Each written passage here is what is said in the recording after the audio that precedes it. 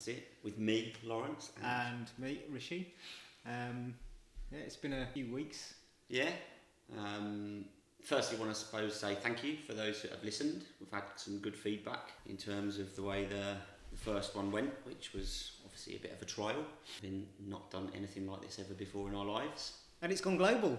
It has? Yeah. Australia? Nepal? Were they both your brother? No. My auntie in Australia. Your auntie in Australia. And my brother-in-law in Nepal. Still global. Yeah. Still global in my book. So, yeah. I think the feedback that we got was good, and will hopefully help us with this episode and further episodes in terms of the way that we structure things maybe a little bit more, although we also got good feedback that it was quite organic in the way that it was conversational, rather than a strict structure in what we were doing. So I think we'll try to maintain that and keep the listeners happy. Yeah, 100%. We've got to please the listeners. But at the same time, I think that it's good to have that organic feel, because at the end of the day, the whole thing has come about through our own experiences with midlife crises. For sure. And I think it would be good to share those, kind of our progress through our crises. I think. Definitely. Certainly since. How long has it been? 2-3 weeks since we. About 3 weeks, I think. Yeah. And part of the delay, although I never thought that we'd do it every week, but I think part of the delay has been trying to work out this technology. The tech. We were nearly short of a few cables today. I'm always short of a few cables.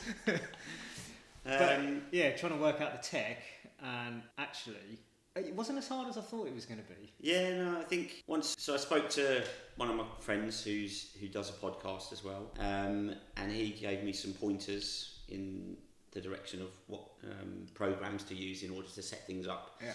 And actually, once I got onto those things, it was really simple. There were a few things that we needed really in order to do it. So my Canva skills came into play, which were very new as well, as I've never used Canva before until setting up the podcast.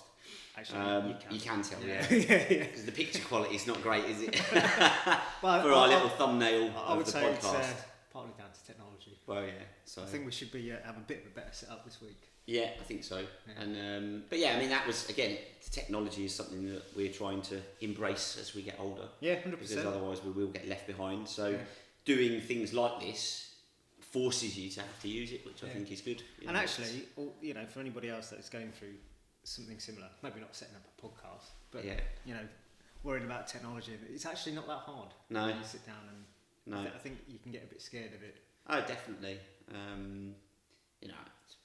I think I've spoken to you before about how my mum's terrified of technology, and that's just because she has no understanding of how it works, because she's never tried. Yeah. Whereas once you understand how it works, even if things happen, like if you get hacked or someone steals your identity, you realise that it's not that difficult to sort out, and that you're actually not in that much danger of losing everything and all of your money and all of that sort of side of things. So I think it's definitely important to stay on top of things so that you don't have this fear of new technology. So do you want to do a little bit of an update on where you're at? Where I'm at? Yeah. I've got a few things but where am I at? I guess with business is the same. I'm happy with the way that business is running, which is great. Been busy through the last few weeks. Actually decided to take a day off today because the kids have got a teacher training day. Oh, I thought they just decided not to bother. No, so teacher training day today. So knowing that we were going to be doing the podcast this morning, I put the afternoon off. And we're going to go to the Snowdome. Oh, a little ski. Yeah. So that'd be good. It's got Black Friday deals on as well, so it's slightly cheaper than it normally would be for 3 of us to go. So that'll be good fun this afternoon. And I suppose because of we're now doing this podcast, I've been thinking more about what makes a midlife crisis. Crisis is a strong word. You talk about things being in crisis and you think of disasters and things like that. Yeah. And I don't think that us doing a podcast means that our lives have become a disaster. Wow. In my opinion, anyway. And I think what it is, as people have a perception of how you've lived your life up until a certain point. So, you know, for like yourself, you've been an accountant, although we don't. I call you an accountant. Yeah. The forbidden word. You're a person who deals with people's money and makes sure that their, finances and everything is okay. But yeah, for you then to do something else, like start baking bread, seems quite strange to people from the outside because you've never done anything like that before. And I think that's what I've been sort of analysing is why we call it a crisis. And I think it's less about the individual's decisions and the things that they're doing that is a crisis situation. I think as you get to middle age, you realise more what's important to you, what's going to make you happy, and you start chasing that rather than all of the other stuff that you start to think is actually immaterial, like buying fast cars and having a bigger house and doing all of the things that cost money and possessions essentially. Because there's only a finite amount of joy that those things can give you. And I think that's what a midlife crisis is you realising what's going to make you happy and then taking the steps to do those things, which quite often falls outside of what you've been doing normally. And I think it becomes called a crisis because when people outside see you doing what you're enjoying doing, if they're still stuck doing, the mundane because they haven't made that decision or haven't been brave enough potentially to step outside, of the comfort zone to do the things that are going to make you happy, well, they can label you as a crisis because it makes them feel a bit better about not having made those decisions. That's what I think. No, it's a good point actually, because and I think Henry's 11 today. My son's 11 today, and I think as you get older, you have a bit more time as well. So you've matured, you've perhaps settled down, you've had a decent job, you might have some savings, and the time that your kids are taking from you becomes less and less, or it changes. So you have a bit more time to have a think about what you might want to do in your spare time, or how to you might have a business idea that you have that you can start pursuing at the weekend if it's not taken over by football. And I've got a little light on there as well. It's facing the wrong way. I know, it's midlife for you. I was going to say something, but I didn't know because I don't know technology. I wasn't sure. But so you've got a bit more time to explore these other avenues that perhaps you didn't before. And it's just it just so happens that it's in the middle of your life because you have kids at a point and they grow up and they tend to be halfway there when you're in the middle of your life, and then they get older and then we get old. And that's it. That's it. And I think having the kids kind of makes you realise that it doesn't seem that long ago that you were where they are. But you're already halfway through your life. So it almost becomes not a panic, but you kind of a realisation of how quickly we're going to be here and then not here. And what do you want to have achieved in life? And not necessarily, like I said, achieved in terms of financial status or job status or those sort of things. More about how happy have you been through the time that you've been on Earth. And when you look at things that perhaps you've done between being 11 and to the age that you are now, you realise that you did things that you thought you were doing because you thought they'd make you happy, but now you're older, you realise that actually it doesn't necessarily make you happy, and there's other things that are more important that you now want to focus on that are going to make the next half of our life happy before we cark it. Apparently I've only got 25 years, I reckon. 25? My dad said anything to go by. But no, I think it's a really good point, and perhaps I haven't really considered it like that. It's more of an external view rather than an internal view, because actually you get labelled as going through a midlife crisis by others, not by yourself, because all you're doing is pursuing what you think is making you happy. Well, that's it. Because when we had that conversation, is that I said to you, maybe you're going through a midlife crisis, but it wasn't something you'd ever thought of. No. And it was like, I can label you. I'm still in denial. You and your bread making. But as well, a lot of the time, you don't go through life, I don't think anyway, without some sort of a loose plan. Like, I haven't decided overnight that I'm going to become a baker and just jack everything in. Yeah. Because you've got bills to pay at the Yeah. end of the day. And that might not be the case anyway. That's where I end up doing. But I'm pursuing that because I can. Yeah. But to me, that's just me following something that might get me out of being an accountant, because I don't particularly want to do that anymore. So, yeah. So for me, it's not a crisis. It's just it's just something I'm doing. Yeah. And so you don't go through and just wake up one day and say, okay, I'm going to sack my job off and I'm going to become a baker. It's something that progresses over time. Yeah. And I think people look at, like my mum, for example, why aren't you being an accountant? And why don't you like being an accountant anymore? The money's good. Well, it's not just about money. Yeah. Well, not anymore. There was a time when that was the main focus. But like you said, you get to a certain stage in life and you might want to do something else, and if you can pursue it, then why not? Or if you really want to do it, you'll go and do it. But you're not going to just get up one day and say, okay, I'm going to sack that job off and become a baker. There's a progression, I think, to get to that stage. Yeah. Because you just physically can't, because you've got bills. Is it a manifestation? Yeah, 100%. You manifested it. Yeah. Yeah. I mean, I think there's definitely something to be said for that. Yeah. I think when I look back at the decisions that I've made in my life, and I almost did just like jack in my job to go and do what I wanted to do. Yeah. But I was younger when I did that. I was sort of 28, 29, and that was when I went from recruitment to become a personal trainer. Yeah. But it was a conscious decision based on what I wanted out of family life. Yeah. And on the basis that my wife Lucy had fallen pregnant, I didn't want to be the dad who didn't see my kid grow up. Yeah.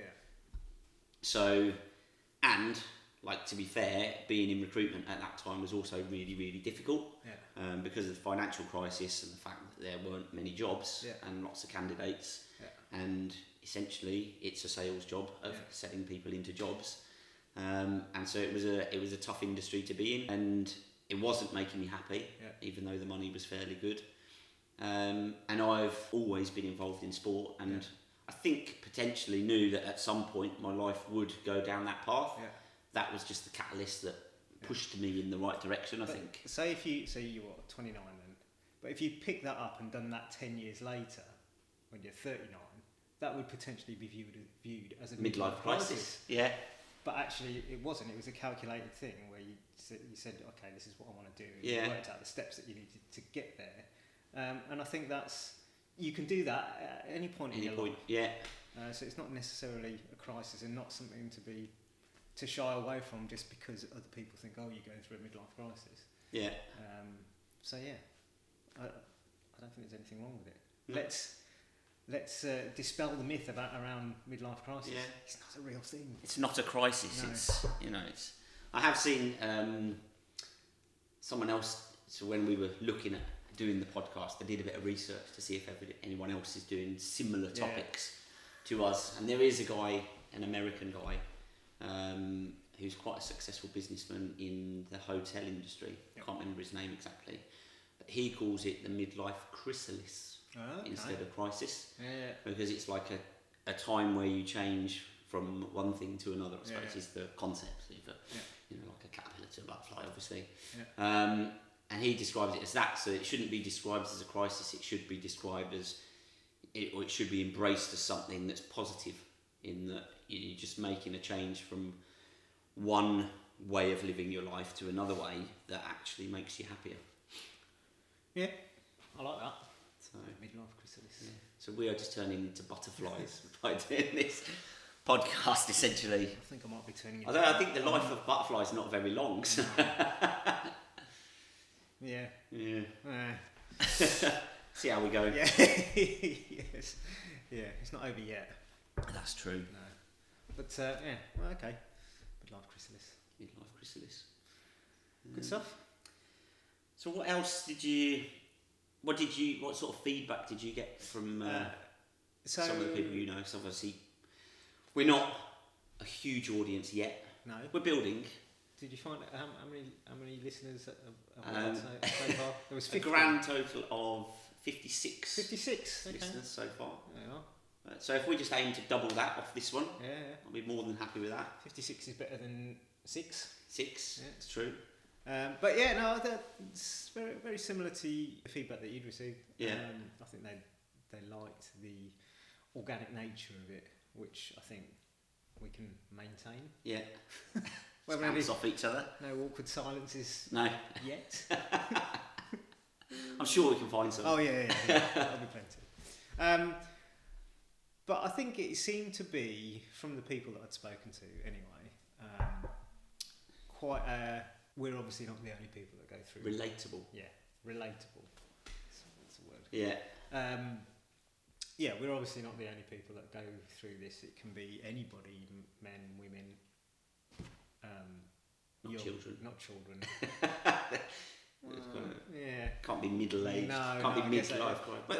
But young or old, like, it doesn't need to be somebody in their 40s. No. It could be somebody in the 30s. It could be somebody in the 50s. Yeah. Or the 60s. But what I always think about that, like an age thing, certainly in the last 5 years, since I've been going through my own chrysalis phase. Yeah. that you're not too old to have a change. No. At any point. That's kind of what I was trying to get through to my mum, is that yes, accounting is a good profession, but you don't need to be an accountant to be successful. You can do other things. Yeah. And you don't need to do the traditional jobs. The world's changing at the end of the day. True. I think an important word that you use there is success. You said you don't need to be an accountant to be successful. Yeah. And I think success is an individual thing. Yeah. But like you said, people view it from an outside point of view. So what does success look like from someone looking at your life compared to what you feel like the successes in your life are? Yeah. And I think that's what you start to realise more, is the successes are what make you feel happy rather than what externally your life looks like. And I think that's a big thing with how big social media's got now, is that all the time we're pressured because we look at things and we go, look at how successful they are because they drive a Lamborghini or they go on holidays all the time. Yeah. But actually, are those successes making them happy, or is it all just for show? Yeah. Because they haven't got actual things that make them happy, so they just spend their whole life posting about material stuff. They probably don't even own the Lamborghini. Probably not. But I think that's my point, is that success, particularly when you get to middle age, is much more of a personal thing than something that is projected on you, I think. Yeah. Or people will project things on you, but you understand much better what your success should feel like, rather than what you think it should look like from the outside. I think it's quite a good point there, actually, that about social media and about things that will distract you off the path of wherever you want to go, because we all like shiny new things at the end of the day. Yeah. And they make you feel happy when you get them and they're new. But like, take Black Friday, for example. And I hate having so many emails unread in my email box. But I've given up. Unsubscribe. Oh, I've tried, but I seem to they still pop up. Like, I unsubscribed from Curry's email that we all do. You sign up to something. You put your email in because you need to get something. Curry's. If you're listening, Curry's, I've unsubscribed. I'm still getting emails from you, honestly. But Sigma Sports. Let's not upset Curry's, because when we become global, they might help us out with some tech. Oh yeah. You could have new laptops and Curry's. I love that. But like Sigma Sports, I've got 6 emails from them on Sunday about all the different deals. I mean, I haven't unsubscribed from them because it's something that I'm interested in. Yeah. But there's so many things. Like, you've got to be ruthless with the social media. You've got to be ruthless with all your emails and just delete them all. Yeah. And not because there's so many things in there. We talked about adverts and things like that on social media on the last one. Yeah. I mean, if you're not disciplined with deleting things or scrolling past or whatever, you can get distracted by so many people trying to sell you a course for this, or becoming a day trader, or becoming a social media influencer. Yeah. And they're all great. You might be able to do that, but ultimately it's just somebody trying to sell you a course or something. And there's just so many distractions. I think there's like, you open your phone, you scroll through your emails, and you end up reading like 20 of these things. Oh yeah, look at that phone there, Currys. Look at that laptop. I think the thing is as well, these courses or like the becoming a day trader and those sort of things, they're sold to you like it's easy. Yeah. They're sold to you like all you've got to do is follow this system and you will make money. Yeah. And that's the false advertising, is that you've got to work really hard. Yeah. And that they disguise that by showing shiny cars and living in Dubai and all of this sort of stuff. And like you say, you've just got to avoid that as a distraction, because, particularly when you are at this stage of life, you could almost say we're a bit vulnerable because we're looking for something to do that is going to, change that's going to make you happy, that you think is going to change from potentially the mundane 9-to-5 job or whatever it is that you're doing. That is there something sexier out there that I can do that's going to make me feel better? Yeah. And these marketers are very clever in the way that they kind of project that onto you. Oh, you're going to have time to play with your kids and go on holidays and all of this sort of stuff. But actually, it's very misleading, I think. And I've seen similar things in like multi-level marketing type organisations, and I've not got anything against it. If people want to get involved in multi-level marketing as an industry, if you work really, really hard, then you can get really good rewards. Yeah.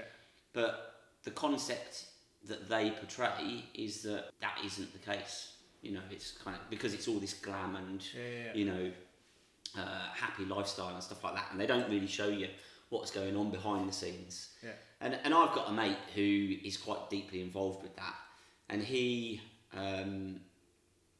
probably works more hours a day than I do. Yeah.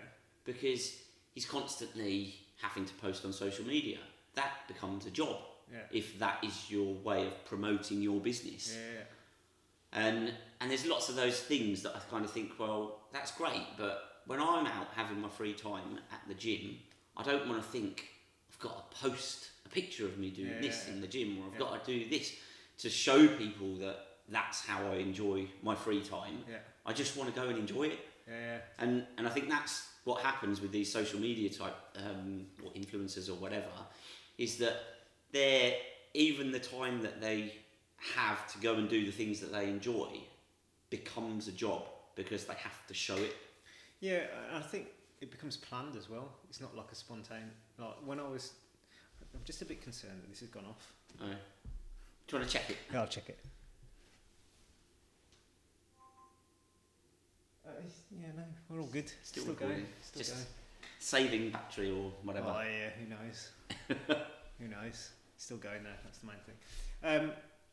Yeah, so I think that it becomes you can't enjoy it because it then becomes planned. Yeah. Like I've tried to when I think about things to take pictures of on my bike, I don't want to stop and take a picture of it because I'm in the middle of a session. Yeah. So unless I get off and then take a picture of myself sweating my ass off, it just disrupts the whole chunk of time where, that I'm concentrating on doing what I'm doing. Yeah. And like you look at these people that take pictures of the scenery or take pictures of they can't be training. They're out there because it's not mid-session. They're out there content creating. Yeah. Like I saw a video of this lady. She'd taken a video of her doing an FTP test. Right. Right. And obviously, she's not going to be on the bike with no clothes on. But when I've done an FTP test, and like she'd done her FTP test, like collapsed on the bike, hardly sweating at all, and she's got a boyfriend or a coach like rubbing her back. And I'm like, you haven't just done a fucking Have you seen the state of me when I do an FTP? Yeah. I'm almost being sick. This is like you've been stood under or on the bike under a shower. Under a shower, snot dripping off my nose. Yeah. You haven't just done an FTP test, you've just set that up and just pedalled for like 50, definitely not. Or maybe she's just really good at makeup. Maybe we just need to train you how to put makeup on so that it doesn't look like you've sweat. Well, yeah, you know. I mean, it just looks ridiculous. And I was like, you look in the comments and people are like, oh yeah, 240, that's a wicked FTP. No, she hasn't done it. She's done 10 seconds. Yeah. And then just taken a picture of that snippet of the test. Yeah. But, you know, you can't... I think the point is, you can't do that and do an FTP test at the same time. Yeah. You know, and it just ruins that, you know, not that an FTP test is ever enjoyable, but it ruins that time that you have to yourself to go out and do these things, because you're then constantly thinking about what am I going to make next. So you have to almost put that aside and say, I'm going to enjoy my time on the bike, then I'll do content creation. Yeah. And perhaps they do, I don't know. I think just while you've talked about that, just for listeners who don't know what an FTP test is, because there will be people that are listening that don't know that, although obviously the majority of our listeners will be people that are involved in things that we've enjoyed as well. Yeah. But an FTP test is basically a 20-minute maximum effort test on the bike. It's grim. And yeah, it's not very nice. Essentially like a time trial to just see how much power you can hold for 20 minutes as an average, and that gives you then some figures to use for other rides and things like that. So just to clear that up, just for people who are listening that are like, what's he banging on about an FTP test? Yeah, what that is. It's a very good point, Coach. You were just getting into it. Like, This is going to be a podcast just talking about cycling. I'm sure we'll have that as a topic one of the days for sure. It does. I'm sure cycling becomes, you know, what some people see as a midlife crisis for a lot of people, you know, our age. Well, I think that they do, in particular, I've had quite a few people that I know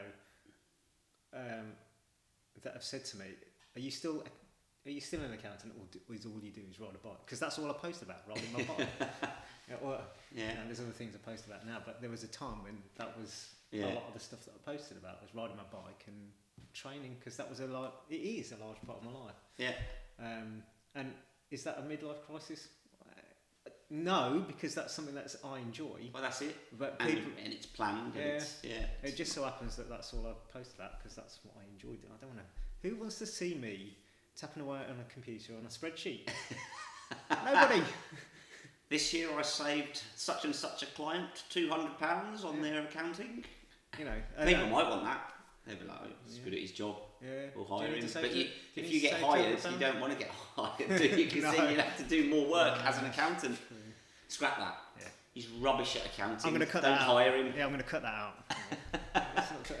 But you know, but I think that was always the thing with the social media and accounting, because everybody says, you know, you need to be on social media. Oh, I don't want to post things about spreadsheets. It's boring. No, I can tell you that if you only wrote about accounts, I would unfollow you. Excellent. I don't think I follow any accountants online. I don't know how you explain how I've only got 1,000 followers then.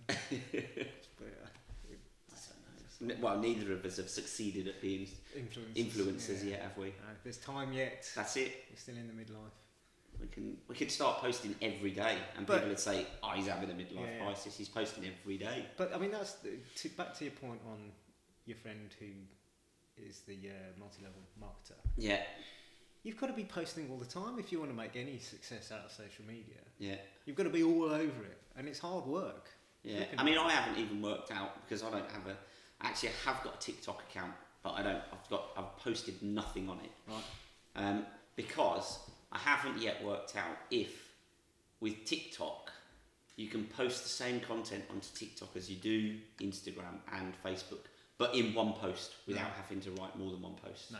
Can you do that? Well, no, I don't think so. Which is why I only use Instagram and Facebook, because I can put a post on Instagram and then share it to Facebook, and it covers both areas, and then I'm done. And it's just a time saver. Listeners, let's ask the listeners. But honestly, I don't know how to do it if you do. And even like you know, you can schedule stuff in the Meta Business Suite. Oh, right. So it can go to Facebook and Instagram at the same time. Oh, right. As like you record the post and then just set it to go out at a set time. Oh, okay. Yeah. Oh, yeah, and it'll go to both. To both. Yeah. Without you having to share it and. Okay. What have you? Not got that Not cracked techie yet. Not cracked that one yet. Have you? Maybe we should try that before the next episode. That could be like a test of our ability to adapt to technology as midlife crisis individuals. Crises. Well, yeah, because I did do a few social media. Did you see them? No. They're in the folder. You should have sent me a text message. Have a look in the folder. Should have rung me. Old fashioned. Old just school. Loz. Yeah, no, I don't know. There was about 5 or 6 different social media clips that I put in there. Oh, really? I just thought oblivious. I thought you'd gone off the boil on your social media. How is your social media going, by the way? I've not done it. I don't think. In fact, I realised that when the last post that I'd done was when we released this podcast, and between now and then, I'm not posted. So, it's a habit thing. Yeah, I think I think much as I hate sharing stuff, I think that's the way of the world that we live in. Yeah, and if we want this to be successful, or we want to help people in general, which you're in that profession. I like helping people in general. Yeah. You need to have an audience, and you need to have an audience that you can talk to. Yeah.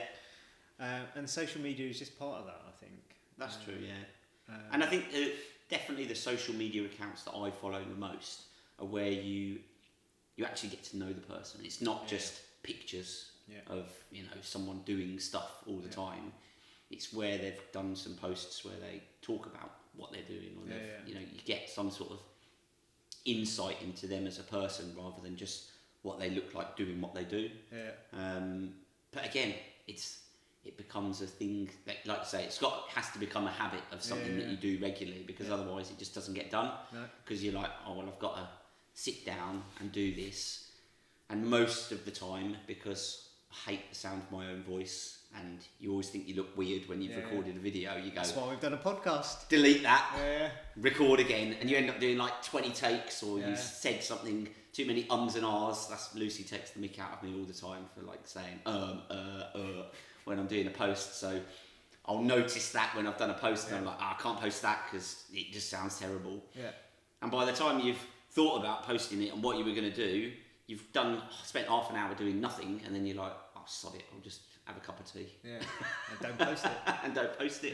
Yeah. You just need to get over that and just post things. Yeah, and that's what's good about this is that I know we did a tiny bit of editing on the first one, but I think this will just go straight out. Like we can probably post it today. I don't know how quickly does it download quickly or not. Oh, it does download quickly. Yeah. Okay.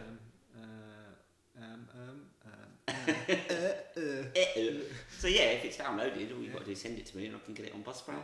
Boom, it's out. Ready for people to listen to it at the weekend. I don't think people listen at the weekend, so not as much. I think because people do it when they're doing, going to the car or walking the dog or something like that. Yeah. So I think if we hold it back maybe till Monday, and then we can get it posted on Monday. We could do some social posts to make people aware that it's coming out on Monday, so that when it comes out, everyone's all over it. So much pressure. This is what I want to get away from, the pressure. Unless you've got a busy weekend. I know you've got some cycling to do, I know that. I've got some cycling, Not tomorrow. It's Henry's birthday though. Okay. So we're off to, we're doing the escape room. Yeah, he knows about that now. Okay. He wouldn't be listening to next week Monday anyway. Is he a listener? No. So we've got escape room tomorrow. Family stuff on Sunday. And then back to it. Back to being an accountant? Master baker. Careful how you say that.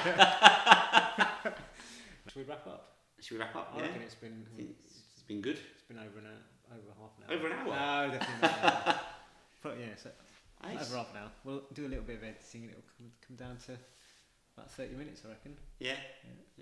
Well, that's, again, feedback was that it's about the right sort of time for people to listen to, either on commute to work or something like that. So without it being too long. So double speed, awesome. 15 minutes. Yeah. And then we won't hear the difference in accents either. That's true. Brummy Loz. Brummy Loz, yeah. Anyway, all right. Until next time. Until next time. It's been and we hope you enjoy episode 2. Yeah, Midlife Crisis Podcast. What did we call it? The modern day midlife crisis. I'm already suffering from memory loss. Memory loss. I'm sure we can tackle that. We can create a new podcast called Rishi and Loz have got Alzheimer's. What have we got? On that note, yeah, let's wrap it up. Yeah, cool. Thanks for listening, guys, and we'll see you next time. See you next time. Bye, mate.